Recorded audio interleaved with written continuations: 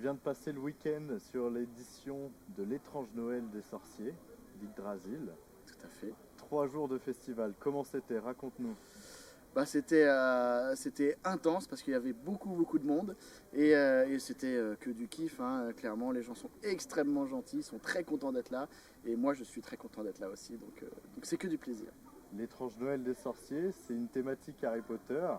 Toi qui as doublé le personnage dans la saga, t'étais dans ton univers.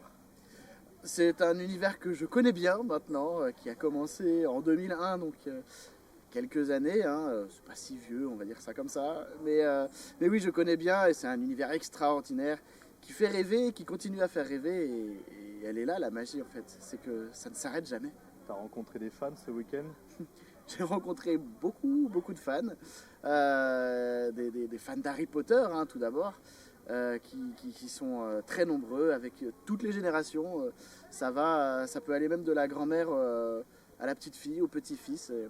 Et c'est fou, ça continue malgré les générations qui arrivent. Ça ne s'arrête pas. Tu as suscité des émotions, j'ai vu, il y en Tu a m'as fait peur. quelques-uns qui ont lâché leurs petites larmes. Il y en a quelques-uns qui ont lâché leurs petites larmes.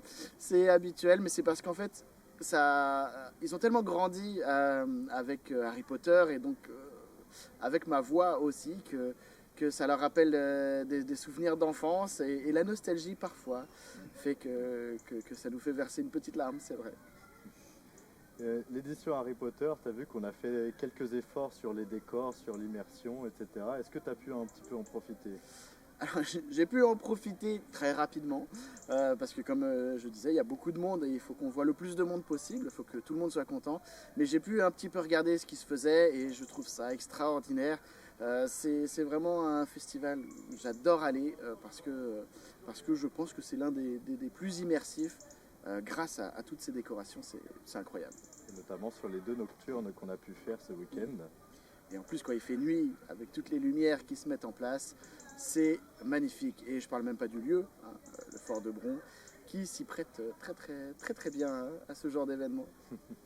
Et qu'est-ce que tu dirais aux visiteurs qui n'ont pas pu venir, qui n'ont pas eu l'info comme quoi ils pouvaient venir? Bah, c'est bien dommage pour vous. C'est bien dommage pour vous, ceux qui n'ont pas pu venir. Et je vous conseille vivement de venir aux prochaines années parce qu'en plus, tous les ans, c'est de mieux en mieux. Tous les ans, il y a des décos en plus et ça ne s'arrête jamais. L'imagination n'est jamais limitée et ça continue de grandir. Donc venez, profitez, c'est juste incroyable. Et pour terminer, qu'est-ce que tu conseillerais à tes collègues qui disent il y a Yggdrasil, ils m'ont proposé de venir, toi qui l'as fait 2 fois, qu'est-ce que tu en penses? Ouais. Bah, je leur dirais foncez, tout le monde est extrêmement gentil, tout se passe merveilleusement bien, c'est bien fait et en plus on en prend plein les yeux, nous aussi. Donc c'est que du bonheur de venir ici. Merci Kélian, au plaisir de te revoir. Merci beaucoup, avec grand plaisir.